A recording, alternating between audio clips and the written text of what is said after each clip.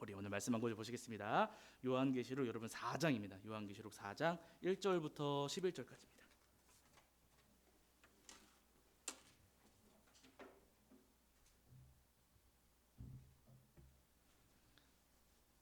요한계시록 4장 1절부터 11절까지입니다.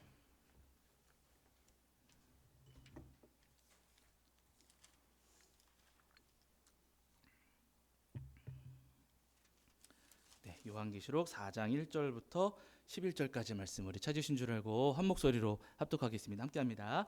이 일 후에 내가 보니 하늘에 열린 문이 있는데 내가 들은 바 처음에 내게 말하던 나팔 소리 같은 그 음성이 이르되 이리로 올라오라. 이후에 마땅히 일어날 일들을 내가 네게 보이리라 하시더라.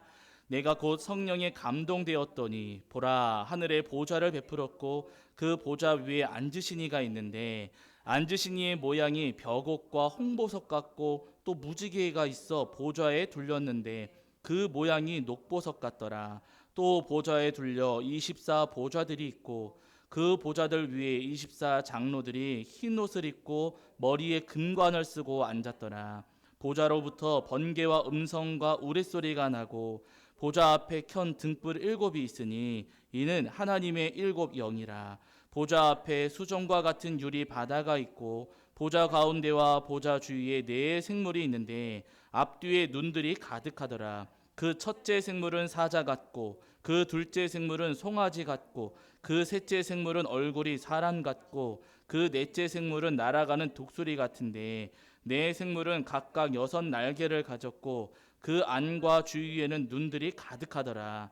그들이 밤낮 쉬지 않고 이르기를 거룩하다 거룩하다 거룩하다 주 하나님 곧 전능하신 이여 전에도 계셨고 이제도 계시고 장차 오실 이시라 하고 그 생물들이 보좌에 앉으사 세세토록 살아계시는 이에게 영광과 존귀와 감사를 돌릴 때에 24 장로들이 보좌에 앉으신 이 앞에 엎드려 세세토록 살아계시는 이에게 경배하고 자기의 관을 보좌 앞에 드리며 이르되 우리 주 하나님이여 영광과 존귀와 권능을 받으시는 것이 합당하오니 주께서 만물을 지으신지라. 만물이 주의 뜻대로 있었고 또 지으심을 받았나이다 하더라. 아멘. 자, 이제 오늘 저희가 어제 이어서 요한계시록 7교회 후반부 잠깐 살펴보시고 이제 4장과 5장 말씀 이어보실 텐데 어제 말씀을 드렸지만은 여러분 1장 요한계시록 1장은 서론이고 2장과 3장에는 7교회 그러니까 7교회는 이제 초대교회 당시에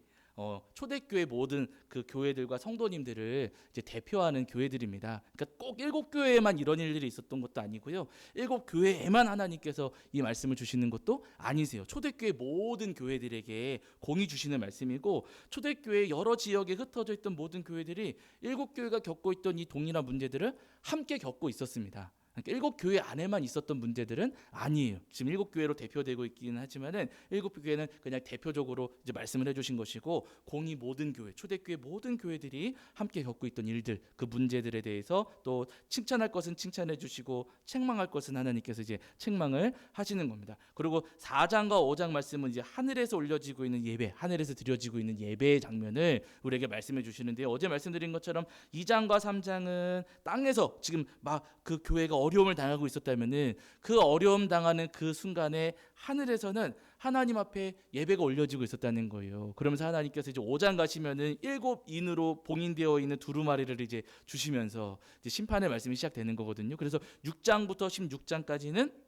이제 7인 그리고 7표적 7 나팔, 7 대접 해가지고 심판과 징계가 이제 일어나게 되는 겁니다. 이제 오늘은 저희가 시간이 이제 많이 허락되지 않았기 때문에 저희가 7인을 살펴보기는 어려울 것 같고요. 저희가 5장 말씀까지 이제 살펴보게 될 겁니다. 그리고 다음번에 혹시 또 기회가 되면은 사경회 하면서 6장 이후에 연이어서 저희가 살펴볼 수도 있고요. 궁금해하시면은 살펴보는데 관심 없으시면 또 다른 거 살펴봐야죠. 뭐 어쩔 수가 없습니다. 그러나 말씀해 주시는 대로 제가 준비하고 또 사경회를 인도할 테니까요. 얼마든지 편하게 이제 말씀해 주시면 됩니다. 자, 어쨌든 오늘은 이제 어제 이어서 어제 저희가 에서 버두 사빌라 해가지고 7교회 가운데 어제 버가모 교회까지 말씀을 나눴었어요. 버가모 교회는 발람의 교훈을 따르는 자들이 있었다라고 말씀하셨잖아요. 이 발람의 교훈은요 걸림돌 놓는 겁니다.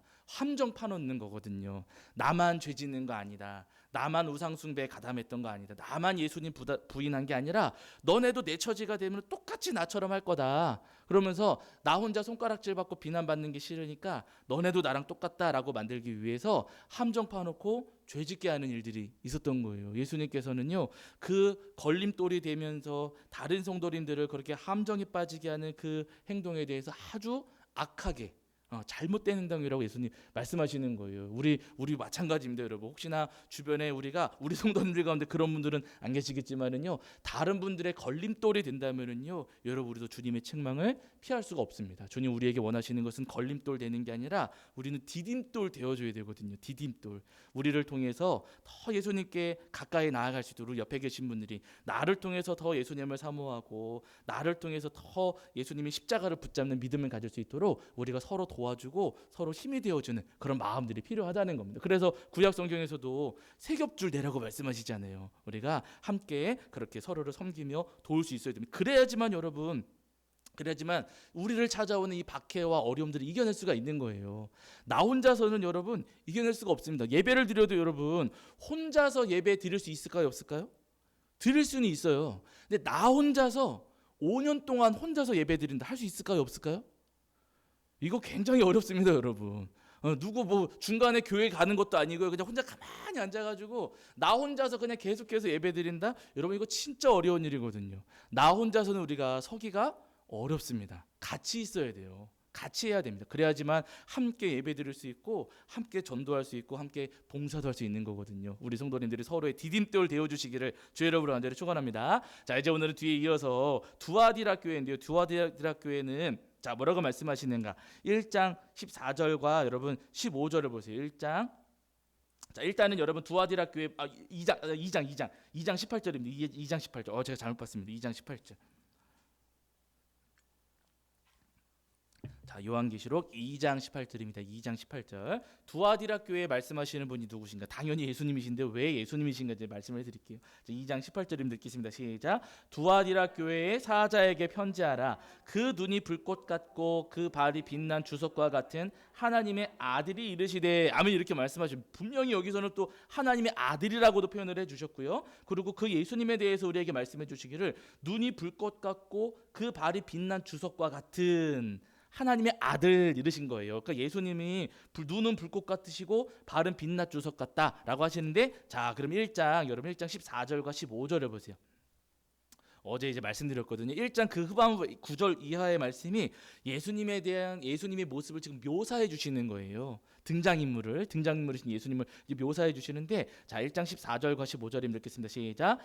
그의 머리와 털의 희기가 흰 양털 같고 눈 같으며 그의 눈은 불꽃 같고 그의 발은 풀무불에 단련한 빛난 주석 같고 그의 음성은 많은 물소리와 같으며. 아멘. 이렇게 말씀하셨어요. 그렇죠. 1장에서 소개해 주신 예수님이 지금 2장 18절에서 지금 나오고 다시 이제 두아디라 교회에 말씀하시는 거예요. 그러니까 1장 그 후반부의 말씀이 상당히 중요한 말씀입니다. 예수님의 모습을 묘사해 주시는 말씀이기 때문에 요 표현들을 우리가 조금 잘 염두에 두고서 요한계시록 읽어 내려가시면, 요한계시록 이제 중간에 보시면은 막 여러 인물들이 나와요. 말탄 사람들도 나오고 말탄 천사들도 나오고, 말탄 천사가 제가 알기로 7인을 뗄 때도 나오거든요. 7인을 뗄 때도 나오고, 7인을 뗄 때도 나오고, 저 뒤에 가면은 또 말탄 인물이 나와요. 말탄 인물이. 예.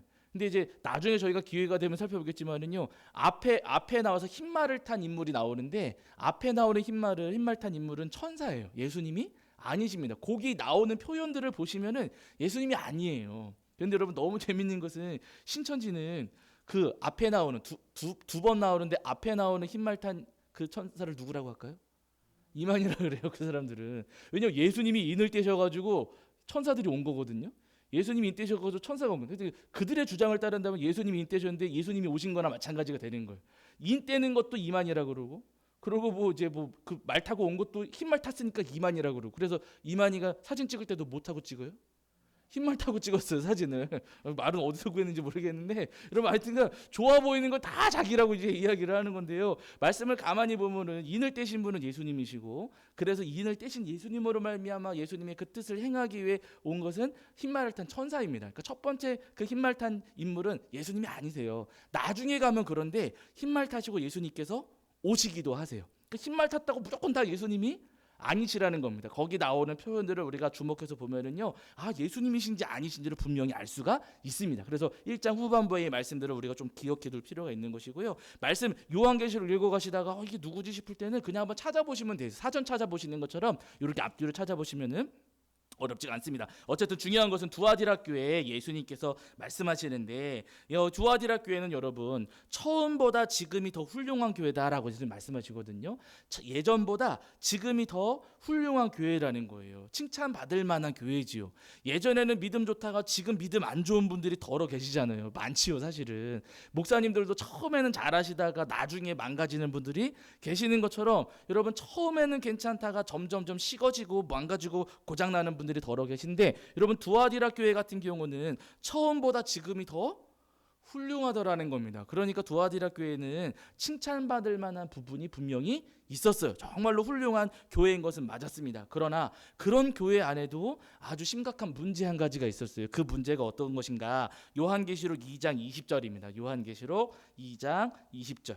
자, 두아디라 교회는 어떤 문제가 있었는가?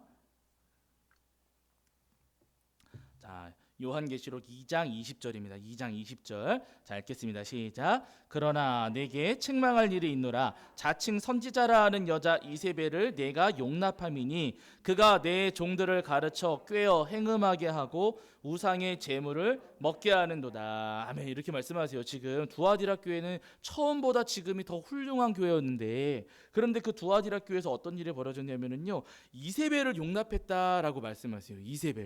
이세벨은 여러분 누구예요? 이세벨을 알려면 이제 구약으로 가야 되는 겁니다. 구약으로 가셔서 이세벨이 어떤 사람이었는가를 우리가 살펴보면 되세요. 근데 구약 성경 잘 아시는 것처럼 이세벨은 북이스라엘 아합이라고 했던 왕의 아내였어요. 그런데 이스라엘 출신 여자가 아니었고요. 저기 시돈이라는 나라, 그 북이스라엘보다 조금 북쪽에 여기 해안가 쪽에 있었던 시돈이라는 나라의 공주였습니다. 이 이세벨의 아빠가 누구냐면 엣바알이라고 하는 왕이었거든요. 엣바알이라고 하니까 이 사람은, 시돈의 왕이었던 엣바알은 하나님 믿었을까요? 바알 숭배했을까요? 당연히 바알 숭배했죠. 이름 자체 이미 새겨놨어요. 이름 자체에다가 붙여 이렇게 새겨 놓은 거예요, 여러분. 이름 자체에다가 나는 우상 숭배하는 사람입니다 라고 하면서 바알 우상 숭배하는 그 왕의 딸이 이세벨이었고, 이 이세벨이 누구하고 아합이 이 여자하고 결혼을 한 거예요. 근데 왜 아합이 이세벨하고 굳이 결혼을 했는가? 이유가 있습니다. 이때 당시에 여러분 시돈이라고 했던 이 나라, 엣바알이 다스렸던 시돈이라고 했던 나라가 굉장히 부강한 나라였어요. 기술이 굉장히 좋은 나라였습니다. 기술적으로. 그때 당시에 북이스라엘 남유다에도 없던 기술을 그 시돈이라는 나라, 엣바알이라고 하는 왕이 가지고 있었던 거거든요. 좋은 기술을 가지고 있으면 여러분 힘도 되고 돈도 되고 나라가 아주 부유해집니다. 기술을 하나 가지고 있는 것만으로도. 그런데 아합이 북이스라엘의 왕 되고 나서 가만히 보니까 우리나라도 좀 부강해지고 싶은데 방법이 없어요. 어떻게 해도 방법이 잘 보이지 않습니다. 그러면서 이 아합이 생각한 게 뭐냐면은요, 그러면은 이세벨하고 결혼하면 되겠구나. 물론 이제 아합의 아버지부터 이제 시작이 된 거지요. 이세벨하고 아합을 결혼시키면 북이스라엘 나라가 부강해지겠구나. 우리가 좋은 기술도 가져오게 되고, 우리가 그 시돈의 이제 사돈지간이 되는데 기술을 안 줄 리가 없잖아요. 기술도 가져오고 그 기술을 가지고서 나라도 강하게 만들고 부유하게 할 수 있겠구나 싶어가지고 아합과 이세벨이 결혼하는 거예요. 이렇게 결혼해가지고 북이스라엘이 강해졌을까요? 약해졌을까요? 강해졌습니다. 부자 됐을까요? 가난해졌을까요? 어마어마한 부자가 됐습니다. 생각한 대로 여러분, 이 시돈 나라의 이세벨하고 결혼하면서 북이스라엘 나라 아합이 다스리던 이 시대에 어마어마하게 큰 부자가 됐어요. 그래서 제가 예전에도 설교 시간에도 말씀드렸었어요. 이스라엘 땅, 지금 그 이스라엘 땅 가가지고 발굴하시는 분, 유적 발굴하시는 분들이 계시거든요. 이스라엘 여러 각 지역, 뭐 전쟁 있는 곳은 피해가지고요. 여러 각 지역을 막 그 유물을 막 발굴했을 때, 여러분 다윗 시대 유물이 많이 나올까요? 솔로몬 시대 유물이 많이 나올까요? 아합 시대 유물이 많이 나올까요? 네, 그렇죠. 제가 그러니까 여쭤봤겠죠. 여러분 눈치가 빠르세요. 정답이십니다, 여러분. 아합 시대가 맞아요. 우리가 생각할 때 다윗이 훌륭한 왕이었고, 아니 솔로몬도 다윗만큼 훌륭한 왕이었고, 아주 솔로몬 시대에는 아주 부유하지 않았습니까? 그러니까 적어도 다윗이나 솔로몬 시대 때 유물이 많겠지 싶지만은요, 막상 유물을 이렇게 그 지역을 고고학적으로 발굴을 해보면은요, 다윗하고 솔로몬 시대의 유물들은 예루살렘 그 근처에만 있대요. 그런데 놀랍게도 아합 시대의 유물은요, 전 지역에 퍼져 있답니다. 전체 지역에서 아합 시대의 유물을 발굴해낼 수가 있대요. 그러니까 여러분, 이 아합이 다스리던 시대에 아합이 얼마나 큰 부자가 되었고, 이 북이스라엘이 얼마나 그 당시 부강한 나라가 되었는가를 우리가 이 고고학적인 발굴을 통해서도 확인해 볼 수가 있다는 겁니다. 그러니까 이세벨하고 결혼하는 바람에 다른 나라 여자하고 결혼하는 바람에 아합은요, 아주 이 북이스라엘을 부강한 나라로 만들 수가 있었어요. 문제는 뭐냐면 여러분, 이세벨이 시집 오면서 좋은 기술들도 가져왔지만은 또 뭐 가져왔을까요?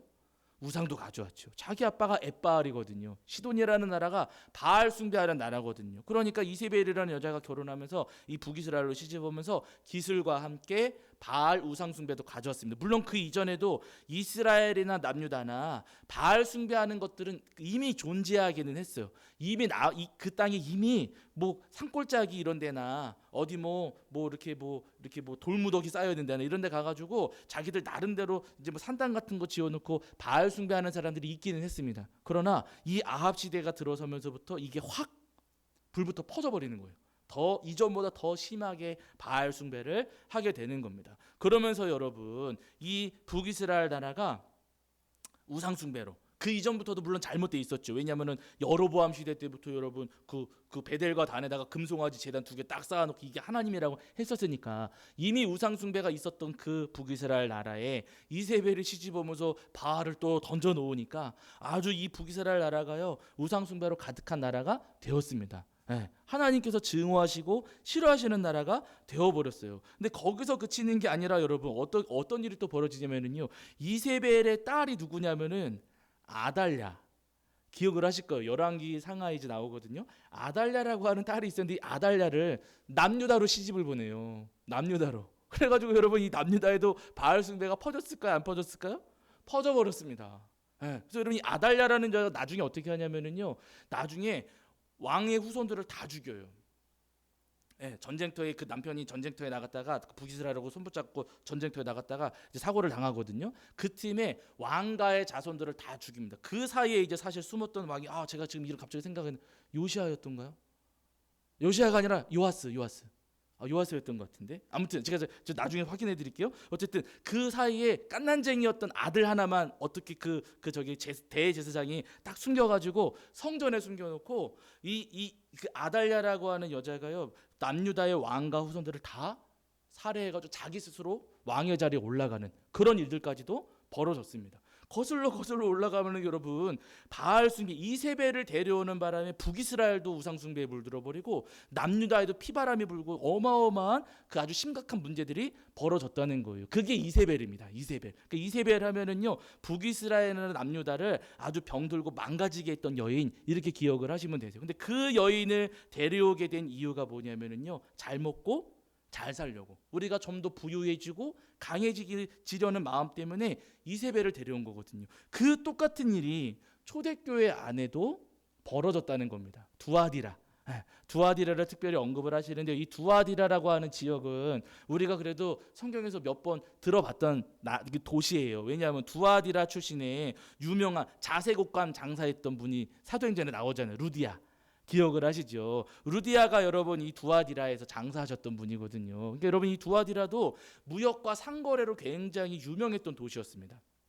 장사하는 것으로. 예, 어제도 말씀드렸지만은 그 이 일곱 교회가 있던 지역들이 우편물 지나가는 길이라고 했잖아요. 당연히 그 길을 통해서 상인들이 왔다 갔다 했을 것이고 그 여러 도시들 가운데에서도 두아디라라고 하는 것이 굉장히 장사 열심히 그 상거래가 아주 활발하게 이루어졌던 그런 도시였던 거예요. 근데 이렇게 상거래가 활발하게 이루어지다 보니까 자연스럽게 여기에 뭐가 생기기 시작을 했냐면은요. 우리식으로 표현하면은 무슨 상인회 이렇게 표현할 수 있을까요? 협동조합. 근데 협동조합하고는 조금 다르고 이제 뭐 영어로 표현하면 길드 이렇게 표현을 하는데요. 그러니까 똑같은 물건 아니 뭐 똑같은 것뿐만 아니더라도 이 상인들이 조직 연합을 해가지고 함께 공동체가 되는 거예요. 그래서 이 동업자 조합 뭐 이렇게도 표현을 하더라고요. 동맹관계 같은. 그래가지고 이 길드가 이렇게 형성이 돼가지고 옷감 장사하는 사람들은 옷감 장사하는 사람들끼리. 뭐 신발 장사하는 사람들은 신발 장사하는 사람들끼리 이렇게 모일 수도 있겠고 장터마다도 그 장터에서 일하는 사람들이 상인에 뭐 이렇게 해가지고 모여지고 하는 거죠. 저희 같은 경우도 감리교 같은 경우는 감리교 목사님들의 모임이 있잖아요. 네, 그렇게 그 장사하는 분들끼리 모임이 이렇게 구성이 됐습니다. 근데 이분들이 보통 평상시에 어떻게 하냐면은요, 아침에 조회 시간을 가져요. 아침에 다 한 자리에 모여가지고 조회 시간을 갖습니다. 만약에 옷감을 장사를 한다 그러면은 다 모여가지고 자기들이 숭배하는 우상 앞에 가서 절한 다음에 그 다음에 서로 오늘 이야기할 거 이야기 나누고 옷감을 분배 받아가지고 장사하러 나가는 거예요. 오늘 얼마 이상은 받아야 돼. 뭐 어디까지는 값을 깎아주면 안 돼. 이런 거 이야기를 했겠죠. 서로의 이익을 보호해야 되니까 그렇게 모여가지고 조회를 하고 우상 앞에 절하고 그 물건 나눠가지고 장사를 시작을 하는 거거든요. 근데 초대교회 성도님들도 이 협동조합의 가입이 길드의 가입이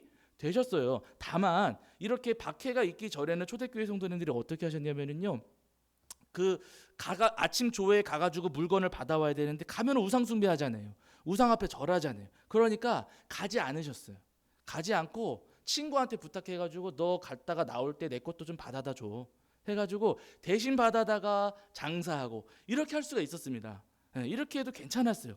문제는 도미티안의 박해가 시작이 되면서 이제 문제가 시작이 되는 거예요. 도미티안은 초대교회 성도님들을 씨를 말리려고 했던 사람이니까 어떻게든 초대교회 성도님들 붙잡아다가 죽이려고 했던 사람이거든요. 그러니까 아마 제 생각에 포상금도 걸었을 거예요. 포상금도 기독교인 몇 명 잡으면 얼마 주겠다 포상금도 있지 않았을 거예요. 아니면 잡아오는 사람을 적어도 칭찬이라도 해줬겠죠. 무언가 이득을 줬겠죠. 그러니까 이제 그 로마 사람들 안에서도 기독교인들을 신고하고 고발하는 일들이 분명히 있었을 것이고 이렇게 가만히 장사하러 오늘 아침에 우리가 장사하려고 다 모였는데 준도가 맨날 안 나와요. 고준도가 옷감 받아가야 되는데 그럼 무슨 생각할까요? 하루 이틀은 아파서 안 나올 수도 있지 생각하겠지만 3일 4일 5일 안 나오면 뭐라고 생각하시겠어요? 쟤 예수님 있나 보다. 고발하자. 신고하자. 이렇게 생각할 수가 있는 겁니다.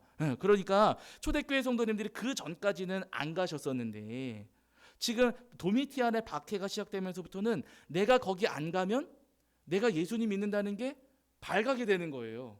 그럼 가야 될까요? 안 가야 될까요? 그 자리에 그 아침 조회, 우상 조회, 길드 조회 가야 될까요? 안 가야 될까요? 가지 않으면은 이제는 물건을 받기도 어려워요. 내가 안 가면은 나 신고해가지고 내가 붙잡혀갈 수도 있어요. 그러면 그렇게 가자니 우상 숭배해야 되는 것이고 안 가자니 신고당해서 붙잡혀갈 수도 있고 장사도 못 해요. 내가 장사 못하면은 우리 가족들이 먹을 수가 없어요. 이 고민이 시작이 되는 거예요. 여러분 가야 될까요? 안 가야 될까요? 준도는 가야 될까요? 안 가야 될까요? 여러분 고민이 되는 겁니다. 이거 안 가자니 이상해지고 가자니 그것도 이상하고 이 사이에서 갈팡질팡 하다가 그냥 갔다 오자.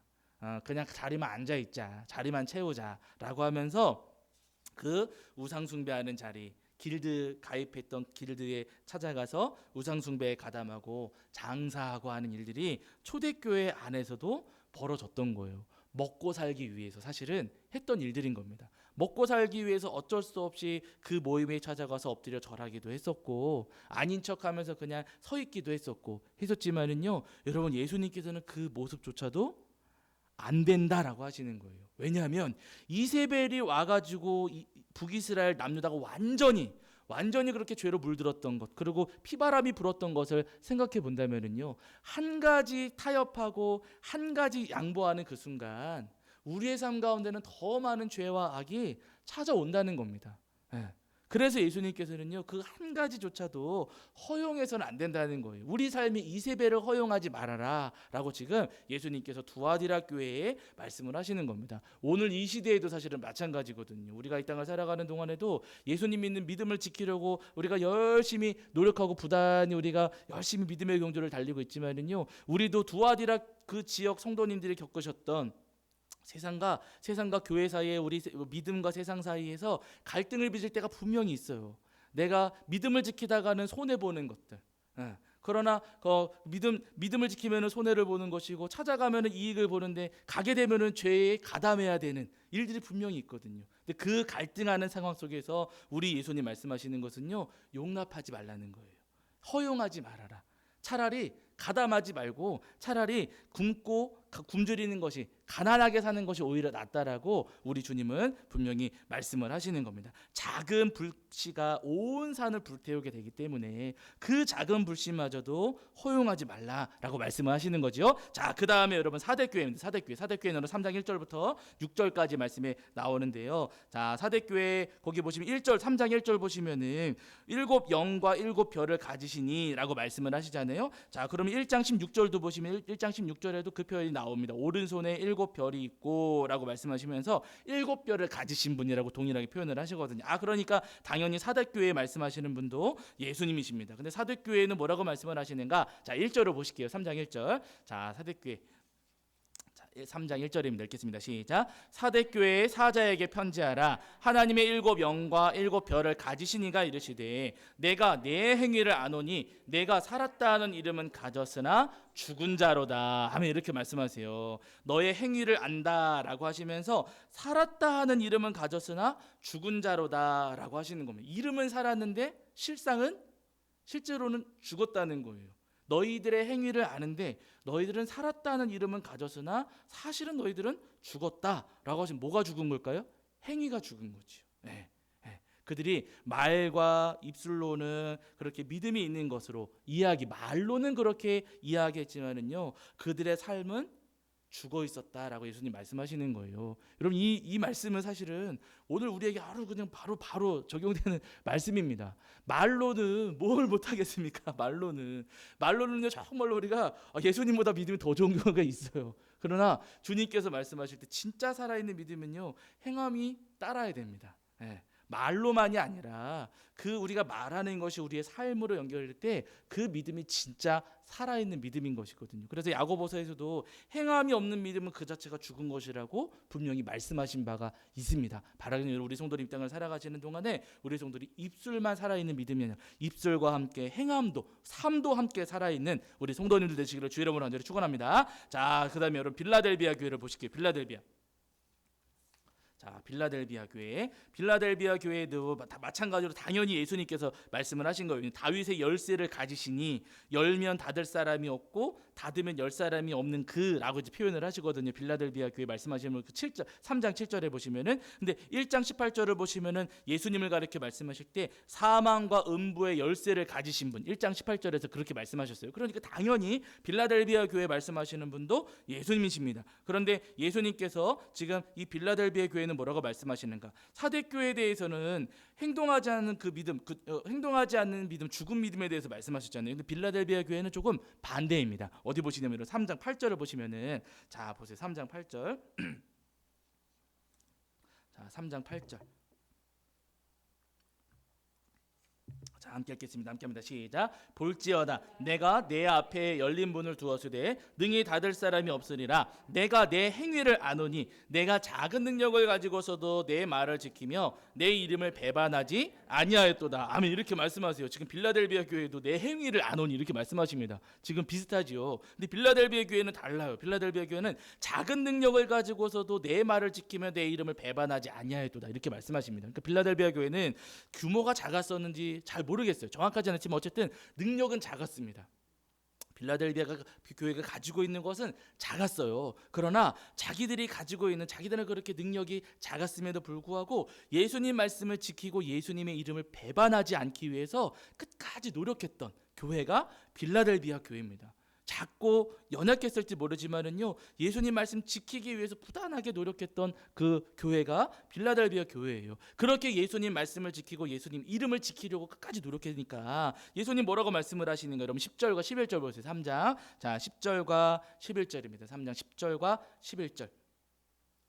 자, 읽겠습니다. 시작. 내가 나의 인내의 말씀을 지켰은즉 내가 또한 너를 지켜 시험의 때를 면하게 하리니 이는 장차 온 세상에 임하여 땅에 거하는 자들을 시험할 때라. 내가 속히 오리니 내가 가진 것을 굳게 잡아 아무도 내 면류관을 빼앗지 못하게 하라. 아멘. 이렇게 말씀하십니다. 지금 빌라델비아 교회가 예수님의 말씀을 지켰고 예수님의 이름을 배반하지 않았잖아요. 말씀을 지켰어요. 그랬더니 예수님은 누구 지켜주신다고요? 내가 또한 너를 지켜 그러시잖아요. 빌라델비아 교회가 예수님 믿는 믿음을 간직했고 지켰을 때 예수님께서 약속해 주시기를 너희가 나를 지켰기 때문에 나도 너희를 지켜주겠다. 너희가 내 말씀을 지켰기 때문에 나도 너희에 대한 약속의 말씀을 지켜주겠다라고 하시는 거예요. 자존심 지켰을 때 우리를 지켜주시는 게 아니고요. 우리가 말씀을 지키고 믿음을 지키고 예수님의 이름을 끝까지 지키려고 했을 때 예수님께서도 나도 너희를 지켜주겠다라고 말씀을 하십니다. 여러분, 주님께서 그래서 오늘 우리에게도 말씀하시는, 우리에게 뭐 부자 되어라, 뭐 학위를 많이 가져와라, 뭐 집을 사라, 예수님 그런 말씀하시는 게 아니고요. 믿음 지키라고, 말씀 지키라고 그래서 우리에게 말씀을 하십니다. 우리가 말씀 지키고 이 땅에서 믿음 지키며 살면은요, 빌라델비아 교회 약속하신 것처럼 주님은 오늘 우리도 지켜주시겠노라. 마지막 때에 우리를, 시험의 때에 우리를 지켜주시겠노라 분명히 약속하십니다. 여러분, 우리를 끝까지 지켜주실 주님을 소망하시며 우리 성도님들, 이 빌라델비아 성도님들처럼 말씀 지키고 예수 믿는 믿음 지키시는 저와 여러분 되기를 주의 이름으로 간절히 축원합니다. 자, 그러면서 여러분 여기 보시면은 우리가 한 가지, 제가 예전에도 한번 말씀드렸지만은요, 그래도 기회가 왔으니까 한 번 더 말씀을 드릴게요. 어디 보시면 그럼 3장 12절을 보세요. 3장 12절. 자, 빌라델비아 교회 말씀하시면서 이름에 대해 말씀하시거든요. 이름. 자, 3장 12절입니다. 3장 12절. 자, 읽겠습니다. 시작. 이기는 자는 내 하나님 성전의 기둥이 되게 하리니 그가 결코 다시 나가지 아니하리라. 내가 하나님의 이름과 하나님의 성 곧 하늘에서 내 하나님께로부터 내려오는 새 예루살렘의 이름과 나의 새 이름을 그의 위에 기록하리라. 아멘. 이렇게 말씀하세요. 예수님께서 새 이름을 기록하리라 라고 하시는데 여기에 이제 새 예루살렘의 이름, 나의 새 이름이라는 표현이 나와요. 요 표현을 가지고서 제가 예전에 말씀드린 전능신교 2단 사입입니다. 사입이. 이 전능신교 사이비 사람들이 뭐라고 하냐면은요, 다시 오실 예수님 봐봐라, 새 이름이라고 하셨으니까 다시 오실 예수님은 다른 이름으로 오실 것이다. 그리고 다른 이름으로 오셨다. 자기들의 주장이에요. 이단 사이비의 주장입니다. 그러면서 지금 다시 오신 예수님이 새 이름으로 오셨는데 그 새 이름이 11장 17절에 가시면은 11장 17절 보실까요? 자, 11장 17절. 이거는 지금 사이비의 주장이에요, 여러분. 이거 진짜가 아닙니다. 사이비의 주장이에요. 자, 11장 17절. 11장 17절. 11장 17절 읽겠습니다. 시작. 이르되 감사하옵나니 옛적에도 계셨고 지금도 계신 주 하나님 곧 전능하시니요 친히 큰 권능을 잡으시고 왕노릇 하시도다. 아멘. 이렇게 말씀, 여기 보시면 전능하시니요 그러잖아요. 여기 이 표현을 가리켜서 이 전능하신 하나님이라는 표현이 다시 오신 예수님, 지금 다시 오신 예수님의 새 이름이라는 거예요. 그들의 주장입니다. 그래서 전능신교예요. 네. 전능하신 하나님 교회 막 그렇게 표현을 하는데요, 여러분, 이것은요 너무 바보 같은 이야기고요, 말도 안 되는 이야기입니다. 새 이름을 기록하신, 새 이름을 주신다는 것은 제가 그 에스겔 할 때도 말씀을 드렸잖아요. 인쳐 주신다고 할 때 내 양 하면서 양 머리에다가 이마에다가 인을 친다 그랬잖아요. 다시 찍어주시, 분명하게 선명하게 다시 찍어주신다, 분명하게 이제 해주신다는 것이지, 여러분. 예수님의 이름이 바뀐다는 게 아니에요. 예수님의 성함, 다시 오실 예수님의 성함이 바뀌는 게 아닙니다. 특히나 여러분 중요한 것은 뭐냐면은요, 이 전능신교 사람들이 바보 같은 게 뭐냐면은요, 제가 예전에도 말씀드렸지만은 이제 하나님이라고 하는 표현, 우리는 예수님의 아버지이신 하나님, 그렇죠. 온 세상을 창조하신, 온 땅의 주인이신 우리 하나님을 하나님이라고 부르잖아요. 근데 여러분, 하나님이라고 하는 이 말은, 이 글자는 이름일까요? 아닐까요? 아니에요.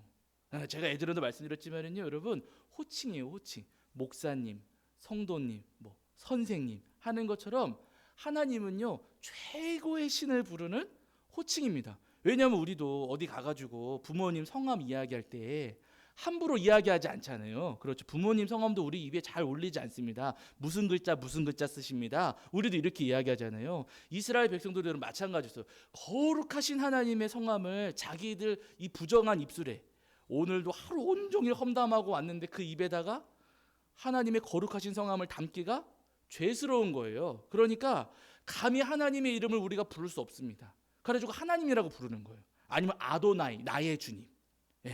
이렇게 나의 하나님. 이렇게 하면서 하나님의 거룩하신 이름을 부르지 않고 최고의 신을 부르는 하나님이라는 표현을 사용하면서 나의 주, 나의 하나님 이렇게만 불렀습니다. 근데 그 존귀하신 우리 하나님의 거룩하신 성함이 뭐예요? 야훼, 여호와 하나님이십니다. 그래서 여러분 제가 앞에서 이야기했던 엣발 있잖아요. 시돈 사람 엣발 같은 경우는 엣발의 하나님은 바알인 거예요. 그렇죠. 불교 다니는 사람들의 하나님은 누가 되는 거예요? 그들은 부처를 하나님이라고 여기는 거예요. 자기들이 여기는 최고의 신을 하나님이라고 부르는 겁니다. 그러니까 여러분 전능신교 사람들이 전능하신 하나님이 다시 오실 예수님의 이름이다라고 했을 때 전능하신 하나님이 이름이다라고 하는 게 맞아요, 안 맞아요? 안 맞죠. 하나님이 이름이 아니라니까요. 여러분 선생님이 이름이 될 수 있습니까? 아니잖아요. 그렇죠. 선생님은 이름이 될 수가 없어요. 목사님도 이름이 될 수가 없고요. 성도님도 이름이 아니에요. 그러니까 여러분 전능신교 사람들의 그 주장이 아주 허무맹랑한 것이고요. 너무 바보 같은 주장입니다. 그래서 제가 첫 번째 날에도 말씀을 드렸지만은요. 이단에 빠지는 건 뭐의 문제라고요? 지능의 문제다.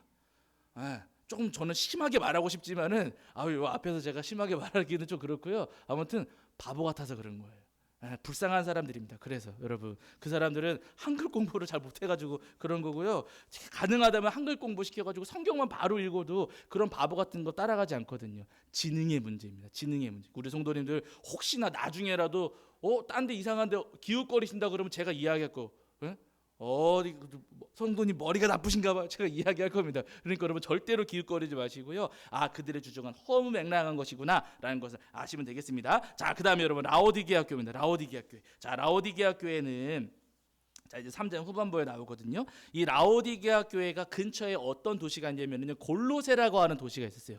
라오디게아 교회 근처에 골로세라고 하는 도시가 있었고 그 골로세 그 근처에 또 있었던 도시가 우리는 잘 모르는 도시지만은요. 히에라볼리라고 하는 도시가 있었습니다. 라오디게아 교회 근처에 골로세가 있었고 그리고 또 그 근처에 히에라볼리라고 하는 도시가 있었어요. 이 세 도시가 아나톨리아라고 하는 고원의 그 협곡 거기 협곡에 같이 이렇게 모여 있었는데 협곡이라고 하면 우리는요 그냥 산골짜기 생각하시거든요. 여러분 이스라엘 땅의 협곡은요 그냥 산골짜기가 아니라 어마어마하게 아주 깊은 협곡입니다. 나중에 제가 혹시 기회가 돼서 성지순례 가면은 이 협곡을 사진 찍어서 한번 보여드릴게요. 우리가 생각하는 이런 산골짜기가 아니에요. 아주 가지고 그냥 방대한 아주 뭐라 그럴까 넓고 방대한 그 광대한 협곡인데 거기에 지금 라오디게아, 골로세, 히에라볼리가 이렇게 위치해 있습니다. 여기에 어떤 특징이 있냐면은요. 세 도시 여러분 히에라볼리 제가 조금 전에 말씀드렸던 히에라볼리에서는 뜨거운 물이 흘러나왔다 그래요. 뜨거운 물. 그리고 반대로 골로세 지역에서는 찬물이 흘러나왔다고 합니다. 협곡을 끼고 같이 모여 있는데 히에라볼리에서는 뜨거운 물, 골로세에서는 차가운 물이 흘러나왔어요. 뜨거운 물과 차가운 물이 흘러나와가지고 만나는 곳이 어디였을까요? 라오디게아입니다. 잘 맞습니다. 라오디게아에서 여러분 히에라볼리의 뜨거운 물과 골로새의 차가운 물이 라오디게아 교회에서 만나요. 그래서 오늘 본문에서 라오디게아 교회에 예수님 뭐라고 말씀을 하시는가? 자, 14절부터 16절 보시겠습니다. 3장 14절부터 16절. 3장 14절부터 16절 읽겠습니다. 시작. 라오디게아 교회의 사자에게 편지하라. 아멘이시오 충성되시고 참된 증인이시오 하나님의 창조의 근본이시니가 이르시되 내가 내 행위를 아노니 내가 차지도 아니하고 뜨겁지도 아니하도다. 내가 차든지 뜨겁든지 하기를 원하노라. 내가 이같이 미지근하여 뜨겁지도 아니하고 차지도 아니하니 내 입에서 너를 토하여 버리리라. 아멘. 이렇게 말씀하십니다. 물론 여러분 미지근한 물이 우리한테 도움이 되기는 합니다. 아침에 일어나시면 미지근한 물 드시라고는 하시니까. 근데 여러분, 이 라오디게아 지역은요, 미지근한 물이 뭔지를 누구보다 잘 아는 지역이었습니다. 히에라볼리의 뜨거운 물과 골로새에서 나오는 차가운 물이 만나는 지역이기 때문에 미지근한 물이 뭔지를 누구보다도 잘 아는 그런 지역이었어요. 근데 그 교회에 예수님 말씀하시기를 뭐라고 하시는가? 15절에 차지도 않고 뜨겁지도 않다. 차든지 뜨겁든지 하기를 원하노라 라고 하셨습니다. 그럼 여러분, 차가워야 될까요? 뜨거워야 될까요? 우리는 보통 그럼 무조건 뜨거워야지요 라고 생각하지만은요, 여러분, 예수님 말씀은요, 차갑든지 뜨겁든지 분명하게 하라고 하시는 거예요. 이것저것 이렇게 섞여 있지 말고 분명하게 해라. 저 사람이 목사인지 사장님인지 애매하게 하지 말고 어떻게 하라고요? 분명하게 하라는 거예요. 저분을 보면 성도님이신지 불교단이신지 아니면 무당집 다니는 분인지 애매하게 하지 말고 어떻게 하라고요? 분명하게 하라고 하시는 거예요. 여러분, 분명 그런 분들 계시거든요. 목사님이라고 하는데 목사님이 아닌 것 같기도 하고 맞는 것 같기도 하고 하는 분들 계시고요. 저분은 무슨 뭐 무당이신 것 같기도 하고, 기도하는 거 목소리 기도하는 거 들어보면 예수님의 이름으로 기도합니다 아멘 하는 건 맞는데 하는 내용 가만히 들어보면 무당인 것 같기도 하고 이상한 분들이 계세요. 그러지 말라고 하시는 거예요. 분명히 해라. 너의 믿음이 이것인지 저것인지를 분명하게 해라. 세상과 교회 사이의 양다리에 걸쳐가지고 이쪽 저쪽 왔다 갔다 하면서 세상 사람들도 좋아하고 교회에서도 좋아하고 이런 거 하지 말고 분명하게 하라는 거 하시는 거예요. 분명하게 해라. 차가운 믿음도 여러분 좋습니다. 뜨거운 믿음도 괜찮아요. 너무 뜨겁기만 하면은 여러분, 우리가 아주 그냥 감정에 치우쳐가지고 아주 그냥 잘못되는 경우가 있거든요. 그렇다고 너무 차가운 이성을 가지고 있으면은 신앙이 굉장히 냉랭합니다. 제가 다닌 학교가 여러분 감리교신 학교잖아요. 근데 저희 학교가 있는 곳이 냉천동이에요. 학교 동네 이름이 차가울까요? 뜨거울까요? 엄청 차갑습니다. 엄청 차가워. 그래서 학교에 이제 이제 화요일 목요일마다 채플이 있거든요. 신학교니까 채플이 있거든요. 그리고 학기 시작할 때마다 3일 동안의 부흥회 같은 것도 집회도 하고 막 그래요. 근데 그 예배 인도하시는 목사님들, 채플 인도하시는 목사님, 부흥회 인도하시는 목사님들이 한결같이 하시는 말씀이 뭐냐면은요, 오기 싫었다고 하세요. 신학교 학생들의 마음이 얼마나 차갑고 냉랭한지 알기 때문에 와서 해봐야 죽쓰고 돌아갈 거 너무 잘 알아가지고 오기 싫었는데 와달라고 부탁해가지고 어쩔 수 없이 내가 그냥 끌려왔다고. 이렇게 많은 목사님들이 그 앞에 설교하실 때 대부분 이 말씀들을 하시거든요. 차갑습니다. 근데 그 차가운 것도 공부할 때는 필요한 부분이 분명히 있어요. 그러나 차갑기만 하시는 사실 안 되죠. 그러나 예수님께서 지금 여기서 말씀하시는 것은 뭐냐면요, 세상과 섞이지 말아라.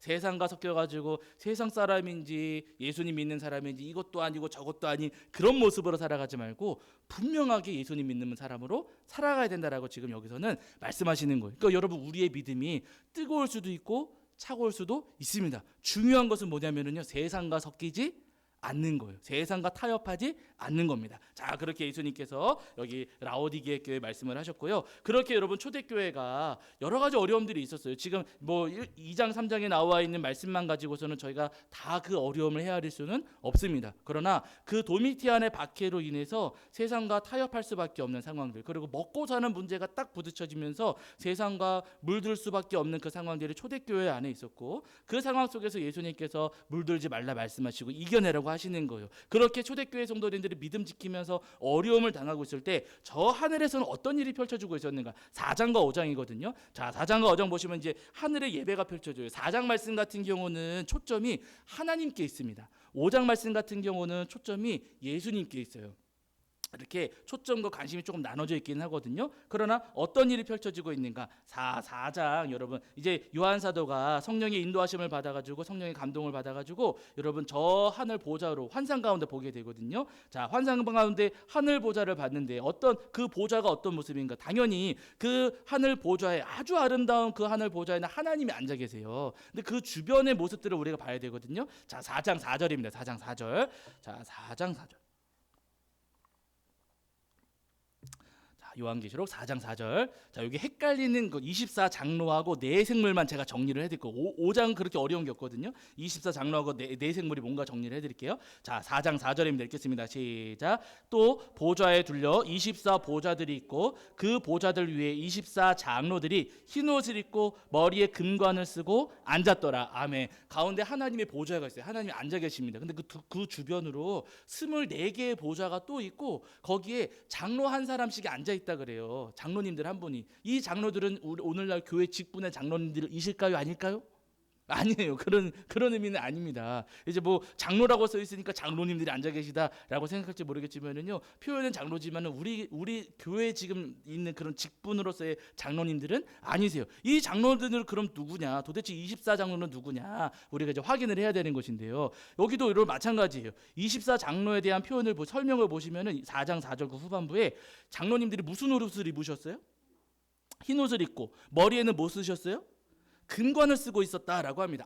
그러니까 이 복장과 모습을 보는 거예요. 흰옷을 입고 계시고 그리고 머리에는 금관을 쓰고 있구나. 흰옷은 무엇이고 금관은 무엇일까를 확인을 하면 24장로가 누군지를 우리가 확인해 볼 수가 있다는 겁니다. 그러면 흰옷은 무엇인가? 먼저 여러분 요한계시록 7장 13절과 14절을 보세요. 요한계시록 조금만 넘어가셔서 요한계시록 7장 13절과 14절입니다. 요한계시록 7장 13절과 14절. 7장 13절과 14절. 찾으신 줄 알고 읽겠습니다. 함께합니다. 시작. 장로 중 하나가 응답하여 나에게 이르되 이 흰옷 입은 자들이 누구며 또 어디서 왔느냐? 내가 말하기를 내 주여 당신이 아시나이다 하니 그가 나에게 이르되 이는 큰 환난에서 나오는 자들인데 어린 양의 피에 그 옷을 씻어 희게 하였느니라 이렇게 말씀하십니다. 장로 한 분이 이야기해 주시는데 흰옷 입은 사람들이 누구냐고 물으니까 요한이 모르겠습니다. 그랬더니 대답을 해주시는 거예요. 흰옷 입은 사람들은 어린 양의 피에 옷을 씻어 희게 된 사람들이다라고 하십니다. 그럼 누군 거예요? 어떤 사람들인 거예요? 예수님 믿는 믿음, 그렇죠. 예수님 믿는 믿음으로 회개한. 네, 그렇죠. 회개한 사람들에게 지금 흰옷을 입혀주신 거잖아요. 그러니까 지금 4장에 나오는 24장로님들도 흰옷을 입고 계시다고 하니까 그럼 이분들도 어디에 피를 씻으신 거예요? 예수님의 어린 양의 피에 씻으신 것이고 예수님 믿는 사람들이로구나 라는 것을 우리가 염두에 볼 수 있다는 겁니다. 자, 그 다음에 여러분 금관은 무엇인가 찾아봐야 돼요. 금관, 이 관, 머리에 쓰는 관은 크게 두 가지가 있어요. 이 왕들이 쓰는 왕관이 있고, 그렇죠, 면류관이 있잖아요. 왕관이 있고 면류관이 있습니다. 왕관하고 면류관은 다르거든요. 그런데 여러분 왕관, 만약에 여기 지금 24장로가 쓰고 있는 관이 왕관이라면 24장로는 24명의 왕이라고 해야 되잖아요. 표현을. 그렇죠. 근데 왕이라고 표현하지 않고 장로라고 한 것을 봤을 때 왕관은 아닙니다. 그리고 특히나 여러분 왕관이라고 할 때 헬라어로는 어떻게 표현하냐면 디아데마라고 표현을 해요. 왕관은 디아데마라고 표현을 헬라어로 표현을 하는데요. 4장 4절에서 장로들이 쓴 24장로가 쓴 금관은 디아데마라고 쓰지를 않으셨어요. 그러니까 왕관이 아닌 겁니다. 그러면은 24장로가 쓰고 있는 그 관을 뭐라고 표현하셨냐면요. 헬라어로 스테파노스 이렇게 표현하셨습니다. 스테파노스 하면 누구 이름 떠오르세요? 스테반, 그렇죠. 네, 스테반의 이름이 여기서 나온 겁니다. 스테파노스라고 하는데 이 스테파노스는요 왕관이 아니라 면류관, 월계관을 뜻하는 헬라어 표현이에요. 스테파노스. 그러니까 여러분 여기 24장로가 쓰고 있는 관은 왕관이 아니라 월계관, 면류관입니다. 네, 스테파노스라고 되어 있으니까요. 그러면은 스테파노스는 누가 쓰는가, 월계관, 면류관을 누가 쓰는가를 봐야 되잖아요. 야고보서에 보시면 이런 말씀이 있어요. 야고보서 여러분 1장 12절입니다. 요한계시록 조금 앞으로 가셔서 야고보서 1장 12절을 보세요. 야고보서 1장 12절.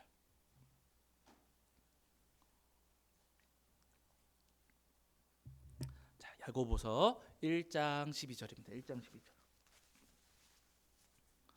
야고보서 1장 12절. 네. 야고보서 1장 11 조금만 앞으로 가시면 신약성 그 요한계시록에서 조금만 앞으로 가시면 되시고요. 야고보서 1장 12. 제가 가진 성경으로는 신약성은 372페이지에 있습니다. 372페이지 정도에. 자, 야고보서 1장 12절이고요. 함께 읽겠습니다. 시작. 시험을 참는 자는 복이 있나니 이는 시련을 견디어낸 자가 주께서 자기를 사랑하는 자들에게 약속하신 생명의 면류관을 얻을 것이기 때문이라. 아멘. 이렇게 말씀하셔요. 아, 면류관을 누구한테 씌워 주시는가? 시련을 견뎌낸 자 들에게 주님께서 면류관을 씌워 주실 것이다. 그들이 면류관을 얻을 것이다라고 하셨어요. 아, 그러니까 지금 이렇게 흰 옷과 금관을 저희가 같이 성경 말씀을 근거로 해서 흰 옷과 금관을 무엇인가를 보면은요, 결론이 납니다. 흰 옷은 어린 양의 피에 옷을 빤 사람들을 흰 옷 입었다고 말씀을 하셨고, 그리고 면류관은 시험을 견뎌낸 자들에게 씌워 주신다라고 말씀을 하셨으니까 여기에 계신 24장로는 누군지 우리가 알 수가 있어요. 아, 이분들은 누구냐면은요, 예수님 믿는 분들이었고 마지막까지 시련을 견뎌내신 분들이로구나. 예수님 믿는 믿음으로 마지막까지 시련을 견뎌내신 분들이구나 라는 것을 알 수 있습니다. 아, 그러면 굳이 왜 24명밖에 안 됩니까? 장로님들이 왜 24명밖에 안 됩니까? 이유가 있어요. 제가 예전에도 설교 시간에 말씀을 드렸었는데요, 구약의 하나님의 백성을 일컫는 대표적인 표현이 뭐냐면은 12지파. 그렇죠. 12지파가 하나님의 백성이잖아요. 그리고 신약에 와서는 예수님의 제자들이 몇 명이에요? 12제자. 그러니까 여러분 10이라고 하는 숫자가 구약이나 신약에서는 12가 하나님의 백성인 것이고, 신약에서는 예수님의 제자, 예수님 믿는 사람들이 12라는 숫자입니다. 만약에 여러분 그냥 여기에 12장로라고 했으면은, 그러면은요 구약이거나 신약이거나예요. 그냥 12만 있었다면 구약이거나 구약의 하나님 백성이거나 신약의 예수님의 제자들, 예수님 믿는 사람들, 초대교회 성도님들 이렇게 되는 겁니다. 10이라고만 돼 있다면. 그런데 10이라고만 돼 있지 않고 24가 됐으니까 뭐예요? 12 더하기 10이니까 구약하고 신약을 더하신 거예요. 그렇죠. 그래서 24입니다. 그리고 더하니까 구약의 하나님의 백성들, 신약의 예수님 믿는 초대교회 성도님들이신 거죠. 그들을 다 가리켜서 그 믿는 믿음을 가지고서 마지막까지 시련을 견뎌낸 모든 사람들을 가리켜서 24장로라고 하는 표현을 하신 거예요. 그러니까 24장로는요, 한 명 한 명의 사람이 아니라 결국에는 구원받은 모든 하나님의 백성들을 부르는 표현입니다. 근데 이 표현을 조금, 24는 여러분 숫자가 커요, 작아요? 좀 작아요. 24는. 그러니까 아니 근데 구원받은 사람이 24명밖에 안 되는 건 아니잖아요. 많은 구원받은 백성들인데 24라고 표현하니까 숫자가 조금 작아 보여요. 그래서 요한계시록을 기록하실 때도 뭐라 그럴까요? 많은 사람인데 24라고만 표현하지를 않으셨어요. 제가 예전에 한번 설명드렸잖아요. 24명뿐만 아니라 정말 많은 사람들이 구원을 받았어요. 그러면 어떻게 표현을 하실까요? 우리 같은 숫자를 크게 써가지고 24 이렇게 할 수도 있겠지만은요. 그런데 이때 당시 종이가 그렇게 크지 않았어요. 종이가 없었던 시대였고 글자를 그렇게 크게 쓰실 수 없으니까 많은 구원받은 사람들을 표현할 때는 어떻게 하시냐면요, 12 더하기 12가 아니라 12 곱하기 12 해가지고 144라고 표현을 하는 겁니다.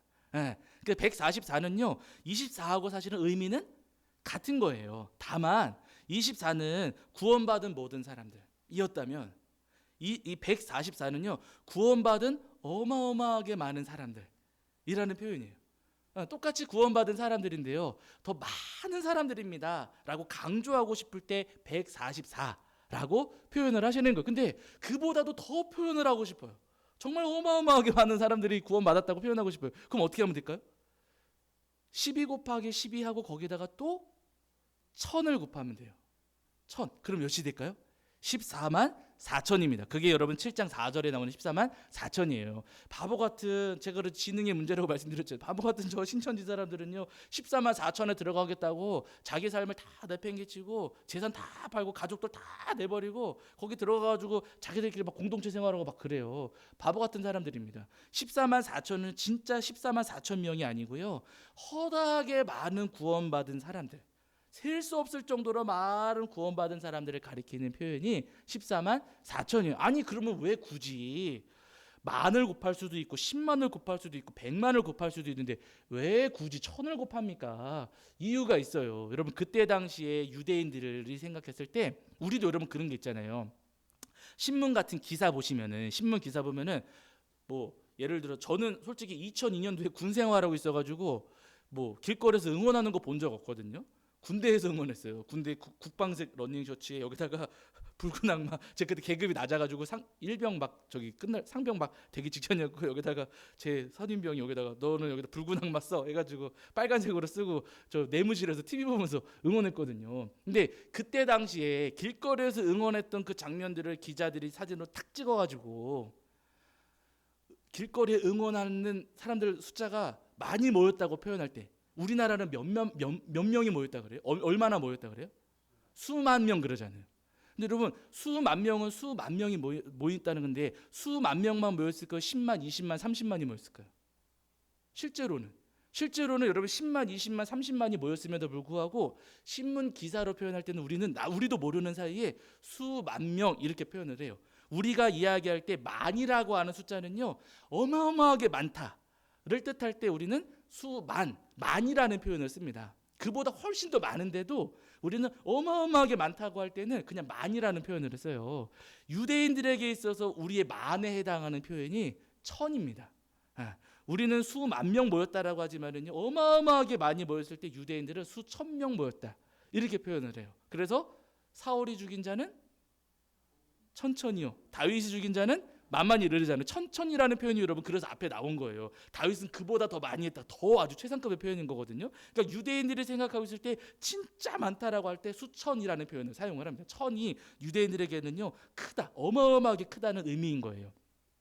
실제 그 숫자가 아니라 아주 크다라고 할 때 천이라는 표현을 쓰는 겁니다. 그래서 여러분 만, 10만을 곱한 게 아니라 천을 곱한 겁니다. 14만 4천 144에다가 그래서 천을 곱해가지고 허다하게 많은 구원받은 백성들을 표시를 하시는 거예요. 그러니까 여러분 24나 144나 14만 4천이나 사실은 다 같은 의미예요. 다만 강조의 차이인 겁니다. 어마어마하게 많다, 진짜 많다 이런 표현은 그 표현의 강조의 차이일 뿐이지 24나 144나 14만 4천은 구원받은 모든 백성들을 부르는 똑같은 표현입니다. 그래서 24장로는 구원받은 사람들이 이분들이 지금 하늘의 보좌에서 예배하고 있다는 겁니다. 이분들만 계신 게 아니라 또 자 보세요. 여기 우리가 헷갈리는 것 가운데 하나가 여기 4장 7절을 보시면은 구원받은 백성들만 거기 계신 게 하나님의 백성들만 거기 계신 게 아니라 4장 7절을 보세요. 4장 7절. 자, 4장 7절 읽겠습니다. 시작. 그 첫째 생물은 사자 같고 그 둘째 생물은 송아지 같고 그 셋째 생물은 얼굴이 사람 같고 그 넷째 생물은 날아가는 독수리 같은데 이렇게 말씀하시고 지금 네 생물이 나왔습니다. 눈이 막 앞뒤에 달려 있고요. 사자, 송아리, 사람, 독수리 모양을 해가지고 각각 6개의 날개를 달고 있는 짐승들입니다. 아니 도대체 이 짐승들은 도대체 무엇인가? 무슨 날개는 이렇게 많이 달고 있고 도대체 무엇인가 굉장히 고민이 되는 장면이긴 한데요. 여러분 이 짐승들을 해석하는 방법이 세 가지가 있어요. 오늘 요거 세 가지를 제가 정리해드리고 이제 마치려고 하는데요. 첫 번째 이 네 짐승 사자, 송아지, 사람, 독수리를 예수님이라고 이야기하시는 분들이 계십니다. 예수님. 네, 왜냐하면은요 복음서를 보시면은 각각의 복음서가 강조하는 예수님의 모습이 있어요. 마태복음 같은 경우는 유다 지파의 후손으로서 이 땅에 오신 왕이신 예수님. 마태복음은 왕이신 예수님. 마가복음 같은 경우는 고난 받으시는 예수님. 누가복음 같은 경우는 이제 마가복음은 고난 받는 종으로 오신 예수님이시죠. 종으로 오신 마태복음은 왕이신 예수님이셨다면은 마가복음은 고난 받는 종으로 오신 예수님이시고 누가복음은 완전한 사람이신 예수님. 그리고 요한복음은 완전한 하나님이신 예수님을 강조합니다. 복음서마다 강조점이 있어요. 그래서 네 권의 복음서가 공이 우리에게 필요한 겁니다. 그래서 공관복음이라는 말이 사실 옳지 않은 거예요. 관점이 달라요. 각자 이야기해주고 싶은 예수님이 다릅니다. 그래서 요즘에 공관복음이라는 말 잘 안 쓰는 걸로 제가 알고 있거든요. 어쨌든 중요한 것은 복음서마다 강조해 주시는 예수님의 모습이 달라요. 왕이신 예수님, 고난받는 종이신 예수님, 완전한 사람이신 예수님, 완전한 하나님이신 예수님. 그런데 유다 지파 그 유다 지파를 통해서 예수님 오셨잖아요. 근데 그리고 유다 지파를 그 남유다 같은 경우는 다윗의 후손으로서 유다 지파 그 왕가가 쭉 이어지지 않았습니까? 그런데 유다 지파를 상징하는 짐승이 뭐냐면은 사자예요, 사자. 성경에서 말씀을 하십니다. 창세기 49장 9절에서 유다는 사자 새끼 이렇게 표현을 하시거든요. 그래서 유다를 상징하는 짐승이 사자예요, 사자. 그리고 여러분 고난과 희생을 상징하는 짐승이 뭘까요? 레위기 같은 데서 재물, 소. 소가 많이 나오잖아요. 소도 있고 양도 있고. 근데 그 재물 잡을 때 고난과 희생을 상징하는 짐승이 소예요. 그리고 이제 누가복음, 이제 앞에도 말씀드렸는데 누가복음 완전한 사람이시고, 사람 분명히 나왔고요. 그리고 하나님이, 그 요한복음은 완전한 하나님이신 예수님을 강조하는데, 하늘에 계신 하나님, 독수리가 어디 나라를 다녀요? 하늘. 네, 그렇죠. 하늘의 주인이잖아요, 거의. 그러니까 지금 여기 사자, 송아지, 사람, 독수리는 복음서를 따라서 예수님을 상징하는 것이다 라고 말씀하시는 분들이 있습니다. 듣기 좋으세요, 안 좋으세요? 괜찮죠? 저도 이거 마음에 들어요. 그런데 문제가 있어요. 저도 예수님이라고 보고 싶거든요. 너무 복음서하고 잘 맞아가지고 딱 떨어져서 예수님이라고 보고 싶은데 5장 6절하고 충돌을 해요. 그렇게 보면 5장 6절을 보실게요. 자, 5장 6절입니다. 5장 6절.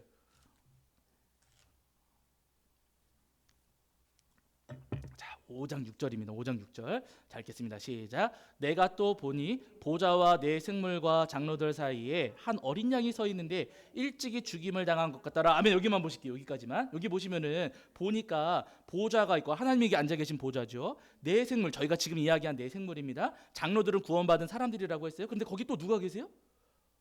어린 양. 어린 양은 예수님이시잖아요. 네. 만약에 내 생물을 예수님이라고 보면 어떻게 됩니까? 어린 양도 예수님, 내 생물도 예수님. 예수님이 몇 분이 되는 거예요? 두 분이 되고 그래서 충돌하는 거예요. 저도 사실은 이 해석이 참 좋다라고 생각을 했었는데, 그렇게 보면 5장 6절 장면하고 충돌하는구나.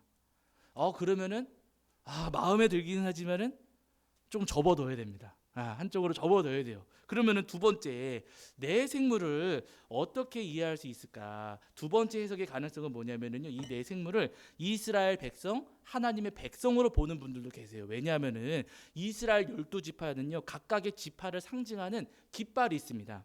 저희들 군대 이제 아드님들 군대 가면 여기 부대 마크가 있는 것처럼 12지파도 각각의 지파를 상징하는 깃발이 있었어요. 광야를 행진할 때 우리 지파가 어디 있는지를 확인을 해야 되잖아요. 그래서 깃발, 각각의 지파를 상징하는 깃발이 있었고, 그 각각 12지파는요 다시 네 그룹으로 나눠집니다. 뭐 우리식으로 이야기하면은 뭐 연대가 모여서 사단이 되고 하는 것처럼, 그리고 대대가 모여서 연대가 되는 것처럼 세 지파씩 묶어가지고 한 대를 만드셨어요.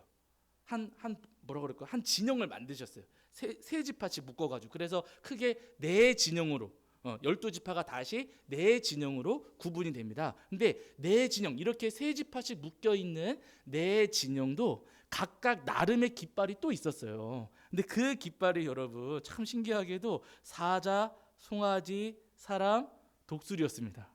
신기하게도 12지파가 세 지파씩 나눠가지고 네 그룹으로 나눠졌을 때 그 네 그룹을 상징하는 깃발이 사자, 송아지, 사람, 독수리였어요. 그 깃발 아래로 세 지파씩이 모였던 겁니다. 그러니까 여기 지금 똑같이 요한계시록에도 사자, 송아지, 사람, 독수리가 나오니까 그러니까 여기 나오는 요한계시록의 네 생물은 지금 12지파 하나님의 백성들이다라고 볼 수도 있습니다. 설득이 되세요, 안 되세요? 이것도 괜찮죠? 이것도 괜찮습니다. 문제 있는 건 아니에요. 그런데 또다시 5장 6절하고 충돌해요. 왜냐하면 제가 앞에 말씀드렸잖아요. 24장로가 누구라고요? 네, 하나님의 구원받은 백성들인데, 만약에 내 생물을 또 하나님의 백성들이라고 표현을 하면은 또 등장인물이 겹치는 거예요. 겹치기 출연됩니다. 그러니까 이것도 내용은 괜찮은데 설득력이 있기는 한데, 등장인물이 5장 6절에서 겹쳐지니까 이것도 우리가 조금 한쪽으로 접어놔야 돼요. 한쪽으로 접어야 됩니다. 그러면 사실은 세 번째가 제가 이야기해 드리려는 건데요. 세 번째는 그때 당시에 유대인들이 가지고 있던 그 생각 가운데 뭐가 있었냐면요. 하나님께서 창조하신 세상을 유대인들 나름 이해할 때 어떤 생각들을 했냐면은, 하나님께서 창조하신 모든 것 가운데, 모든 피조물 가운데 가장 탁월한 것은 사람이다. 하나님께서 창조하신 모든 피조물 가운데 가장 탁월한 것은 사람이다. 날짐승, 하늘에 날아다니는 짐승들 가운데 가장 탁월한 것은 독수리다. 그리고 금수 중에 가축이죠. 가축 가운데 가장 탁월한 것은 가축. 가축 가운데 가장 탁월한 것은 소다. 그리고 들판에 사는 맹수 가운데 가장 탁월한 것은 사자다. 이런 생각들을 가지고 있었어요. 세상을 이해할 때 유대인들 나름 하나님께서 창조하신 이 세상을 이해할 때 가장 피조물 가운데 가장 탁월한 것은 사람이고 하늘을 날아다니는 것 가운데는 독수리고 그리고 가축 가운데에는 소가 가장 탁월하고 그리고 맹수 가운데 들판에 사는 맹수 가운데 가장 탁월한 것은 사자다라는 사고가 유대인들에게 있었습니다. 지금 하나님께서 말씀을 주실 때 그걸 활용해서 말씀해 주시는 거. 제가 예전에 콩팥도 말씀드렸잖아요. 하나님께서 콩팥을 달라고 하시는 것은 우리 몸의 가운데 있기 때문에 중심을 달라. 사실 그렇진 않습니다. 거기에 콩팥에 우리의 중심이 있지는 않아요. 그러나 하나님께서는요, 그 당시 사람들이 이해하고 있던 사고의 그 방식을 활용해서 말씀 주시는 거예요. 그래야지만 이해를 하니까. 마찬가지로 여러분, 사자, 송아지, 사람, 독수리도 그러니까 하나님께서 창조하신 피조물 가운데 가장 탁월한 것들 를 대표하는 것들이 지금 사람, 독수리, 소, 사자 이렇게 되는 거죠. 그것을 활용하셔서 말씀을 주신 것이다. 그러니까 여러분 사자, 송아지, 사람, 독수리는요. 사자, 사람, 송아지, 독수리로 지금 대표되고 있긴 하지만은요. 결국에는 하나님께서 창조하신 모든 피조물, 모든 하나님의 창조물들을 대표하는 것들이 이 내 짐승인 것이고 내 짐승을 이야기하는 것은요. 온 세상 하나님께서 창조하신 모든 피조물들을 이야기하는 거예요.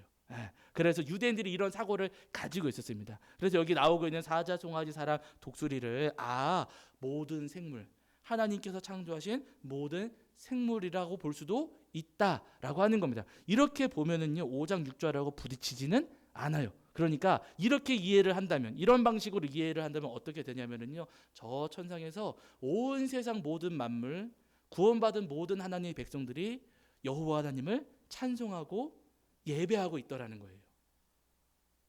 네, 괜찮으시죠? 무리가 없습니다. 온 세상 모든 하나님의 창조물들, 모든 생물들이 우리의 주인이신 여호와 하나님을 찬송하고 예배하고 구원받은 모든 백성들이 하나님을 찬송하고 예배하고 있더라는 거예요. 거기에 예수님께서 계셨습니다. 예수님께서 이제 거기 이제 5장에 보시면은요, 여기 5장은 저희가 예수계를 하면서도 사실을 나눴던 이야기거든요. 예수님께서 이제 하나님께서 두루마리를 가지고 계시는데 안과 밖에 글자가 쓰여 있습니다. 이게 에스겔에 나왔던 표현이에요. 근데 에스겔에서는 거기에 덧붙여 말씀하시기를 애가와 애곡과 재앙이다라고 말씀을 해주셨거든요. 이제 하나님께서 곧 하나님의 백성들이 예수님 믿는 하나님의 백성들이 이 땅에서 고통받고 고난받는 그 모습을 보시면서 이제 이 땅에 하나님께서 행하실 심판의 역사, 하나님께서 행하실 또 구원의 역사, 동시에 하나님의 심판은 또 구원, 하나님 믿는 백성들에게는 구원의 역사이잖아요. 하나님께서 행하실 일을 이제 그 두루마리에 기록을 해두신 거죠. 누가 펴봐야 될 것도 펴볼 사람이 아무도 없다고 요한 사도가 막 안타까워하고 있으니까 아니다. 이 두루마리를 펴보실 분이 있다. 그분이 누구시냐면은 어린 양이신 예수님이시다라고 하면서 예수님께서 인을 떼시면서 그 두루마리를 봉인하고 있는 7개의 인을 떼시면서 7인 심판이 시작되는 겁니다. 그게 이제 6장부터 이어지는 말씀이에요. 자, 오늘 저희가 그래서 5장 이 말씀까지 이제 살펴보고 여기까지 정리를 하려고 합니다. 그러니까 여러분 이 요한계시록 말씀은요, 제가 서두에서도 말씀을 드렸지만은 요한계시록 말씀은 우리를 무섭게 하고 두렵게 하시는 말씀이 절대로 아니세요. 하나님의 백성들이 고통받고 고난받고 있는 하나님의 백성들이 이 땅에서 분명히 하나님께서 정하신 때 하나님께서 심판하실 것이고 그때 하나님의 백성들을 반드시 구원하실 것이다. 그러니까 지금 이 땅을 살아가는 것 삶이 어렵고 힘들다 할지라도 마지막까지 버티고 견뎌라. 세상과 타협하지 말고 물들지 말고 끝까지 믿음 지키며 살아가라. 내가 너희를 지켜주겠다라고 하시는 위로의 말씀, 또 소망의 말씀입니다. 바로 우리 성도님들 이 땅을 살아가시는 동안 믿음 지키시면서 어려운 일이 많이 있으시겠지만은요, 우리 곁에서 우리에게 힘 주시고 소망 주신 우리 주님 붙잡으시면서 끝까지 승리하시는 저와 여러분이 되기를 주의 이름으로 간절히 축원합니다. 자, 우리 찬송가 여러분 180장입니다. 180장 찬송하시고 주기도문으로 마치겠습니다. 아이고 고생하셨습니다. 3일 동안에 정말 수고하셨습니다. 자, 180장 찬송하시고 주기도문으로 마치겠습니다.